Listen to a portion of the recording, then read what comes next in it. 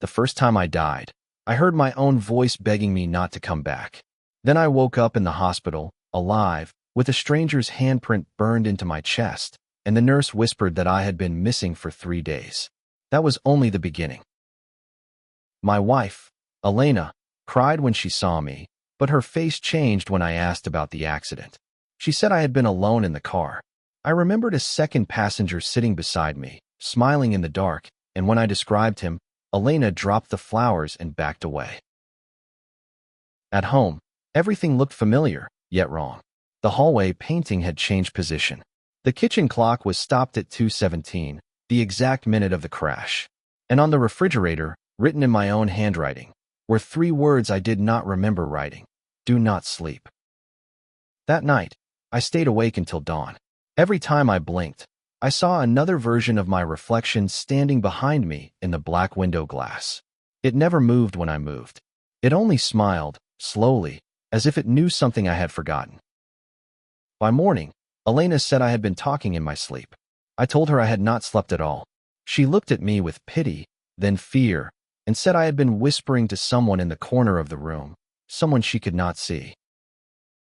I checked the house for cameras, hidden speakers, anything that could explain the voices. Instead, I found old photographs I had never seen before. In every one, there were 2 of me. One stood beside my family. The other stood slightly behind, blurred, watching. I took the photos to my father, who had not spoken to me in years. He went white the moment he saw them. Then he locked the door, lowered his voice, and asked me the question that made my stomach turn cold. Which one came home?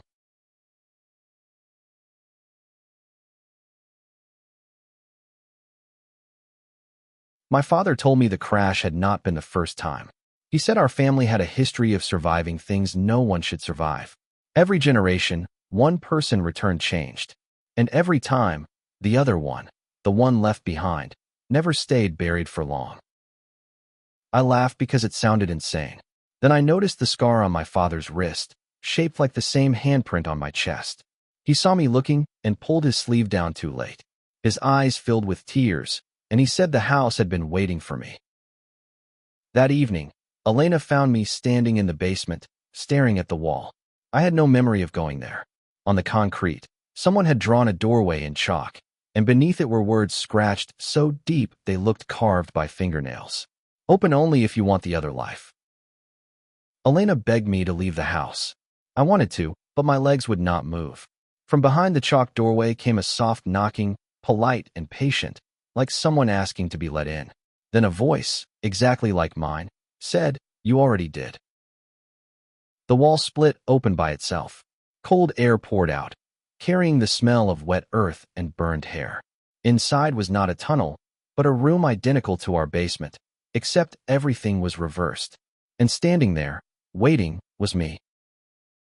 He looked healthier than I did, calmer, smiling with my mouth, but not my eyes. He said he had been living my second life since the crash, the life I was supposed to take if I had chosen correctly. Then he asked why I had come back to steal it. I told him I had not chosen anything. He laughed and said that was the problem. The crash had been a test, and I had failed it. One of us had to remain dead. The other had to live with the consequences. But now both of us were awake. Elena ran upstairs, screaming for help, but the house swallowed the sound. Every window had gone black. Every mirror showed only the second me. He stepped closer and whispered that he had already spoken to Elena, already learned what she feared most, and now he knew how to wear my life better than I did. I chased him through the hallway, but the house kept changing. Doors led back to the same room. Stairs climbed into walls. Family photos peeled from the walls and fell like dead leaves. In every frame, my second self was getting closer to my wife, and I was always too late. At the top of the stairs, I found Elena standing perfectly still, her eyes empty. She turned slowly and said my name in the second man's voice. Then she smiled, and for one impossible second, I saw something move beneath her skin, as if she were no longer alone inside her body.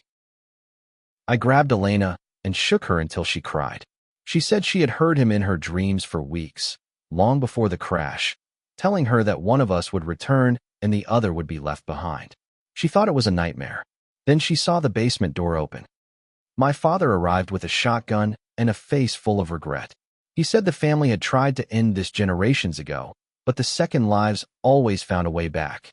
He handed me a rusted key and told me it opened the room where the first mistake was made. The key led us to a hidden room behind the basement wall. Inside were dozens of names carved into the wood, each one followed by 2 dates, birth and death, then a third date, always the same, the day the second life began, and mine was the newest name on the list. At the center of the room stood a mirror covered in black cloth. My father refused to touch it. He said the mirror did not show faces, only the life you had rejected. When I pulled the cloth away, I saw a version of myself standing in a hospital bed, still dying. The mirror image opened its eyes. It was me, but broken, pale, and drowning in blood. It pressed both hands against the glass and mouthed a single word, trade. Then the room behind me went silent, as if the house itself was waiting for my answer. Elena said we should destroy the mirror. My father said that would only free what was trapped inside. The second me stepped out of the darkness behind us and said the same thing. He smiled at Elena and asked whether she wanted the husband who survived or the one who loved her first. That question broke something in her. Elena looked at me, then at him, and whispered that she remembered 2 versions of our wedding, 2 versions of our home, 2 versions of my face in the dark. She had been living beside the wrong man for months, and she had known it. My father finally confessed the truth. The family had not survived accidents. We had been choosing between lives. Every near-death moment split us in 2, and one version always returned. The other stayed behind, feeding on memory, waiting for a body to wear. The second life was never a gift. It was a hunger, a thing that learned our faces, our voices, our grief. And once it entered the family, it never left. It only waited for the next death, the next opening, the next person foolish enough to believe survival meant victory. The second me reached for Elena. I lunged first, and we crashed into the mirror together. Glass exploded everywhere. For one frozen second, I saw 1,000 reflections, each one showing a different version of our lives, each one ending with someone screaming in the dark. When the light returned, my father was gone. So was the second me. Only Elena and I remained, standing in a room full of shattered glass and whispering voices. Then we heard footsteps above us, slow and patient, coming from the floorboards of the house itself. We ran outside into the night, but the house was still there behind us, breathing through its windows. Every room glowed with a different light, as if people were moving inside. Then Elena looked at me with tears in her eyes and asked the question that made my blood freeze. Which one of us escaped? I opened my mouth to answer, but I saw my reflection in the car window smiling before I did. Elena was already gone. The voice in my head, the one that had begged me not to come back, finally laughed. And from inside the house, someone answered me in my own voice, saying, "Welcome home."